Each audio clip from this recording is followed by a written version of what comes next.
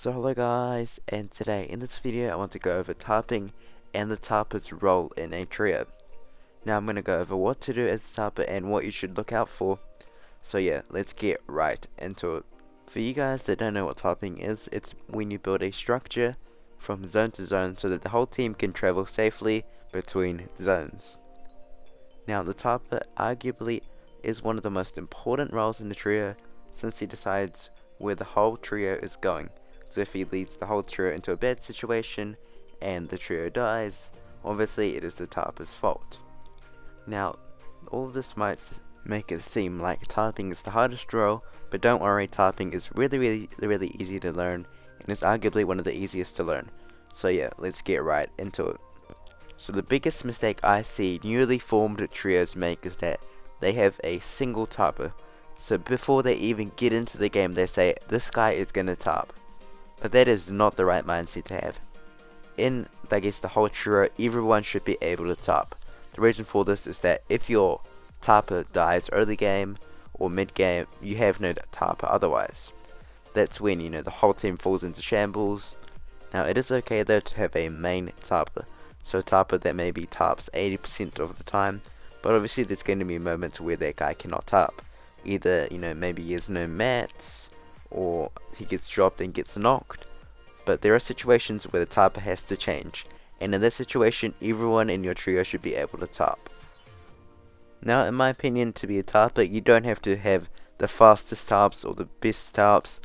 You have to learn these three tarps, and if you know these three, you're fine. You are qualified to switch over to tarp at any time. So the first tarp I'm going to go over is the tarp that you should be using 90% of the time. Unless you're low on materials, this is the one you should be using. So 2 walls on your side, then 2 floors above and below you. So the reason this is so good is that it allows you to shoot opponents much easier than any other tarp out there. This is because you can find opponents much easier since you can either edit the floor, edit the wall to your right, so it's an arc, a window. You can find so many angles to find opponents. This is why most people, when they tarp, use this tarp. It is so good for finding kills. So the second tarp I'm going to cover is this one right here, where you build a ramp above you, a ramp below you, and 2 walls to the right and 2 walls to the left. So you are fully covered. You use this tarp when you have to go up. So this could be because of a mountain you have to move up, or maybe you're on a congested layer so you have to move up. If you don't know what a congested layer is, don't worry, I'll go over it in depth later.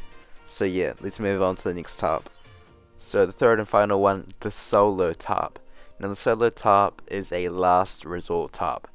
Even though it only uses 30 materials, a floor, a ramp and a wall per box, it is definitely the worst defensively out of the 3 tarps, since it only has 1 layer of protection from every angle. So if they shoot at your wall, they only have to shoot at your wall to shoot you.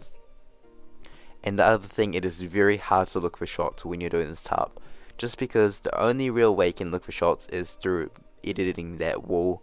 But when you edit that wall, obviously you're squished up, right?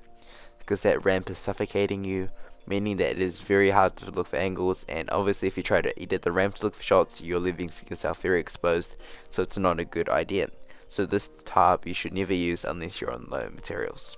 Now that you know the 3 basic tarps, let's go over what you need to do as the tarper. So there are 2 main things I think you should be focusing on, and the first one is going front of zone. Now there is a lot of reasons why going front of zone is so good, but one of the main reasons why going front of zone is so good is so that you don't get held. Now once usually a team rotates fully to zone, what they do is they look back to go for kills, and the more time you take, right? So the slower you are, the more teams obviously are going to rotate into zone. So this means that the longer you take, the more teams that are going to be shooting at you. This means if you take very long to rotate, the whole lobby is going to be spraying at you. This is obviously something you want to avoid, so that is a reason why you want to go front of zone. Now another reason why you might want to go front of zone is to secure your place. What I mean by that is that if let's say you rotate late, this means that the teams that have already rotated before you, are already going to be based up, which means that you, personally, are going to have to run through structures and old builds. I know this has happened to you at least once, where you get stuck in old builds and you're trying to pickaxe through it and you die to zone. This is how you to avoid that. It's so easy. Just create your path before anyone else does.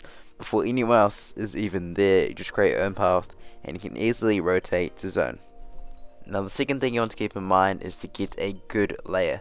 What I mean by good layer, like I said before, is a layer with literally nobody on it. So you can either do this by dropping or going up with the tarp I showed you before.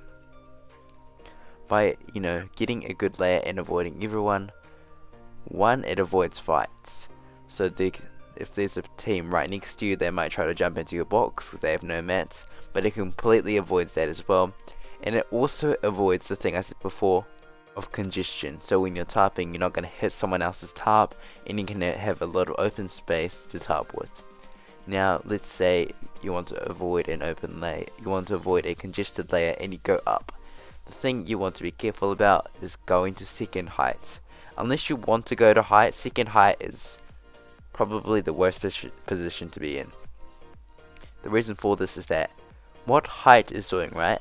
When a player is on height, they don't want height to be taken by anyone else, right? So they will spray down anyone that goes for it. So by going second height, even if you're not going for height, to height, you look like you're going to height, right? Because you're building up. So they are going to full spray you just to avoid you taking height. So that is why you want to avoid second height. So sometimes you're going to have to drop there and go back to your congested layer, but you have to take it on the chin. So yeah, so those are all my tips to keep in mind when you are the Tarper. Obviously, thank you guys for watching this video, and peace out.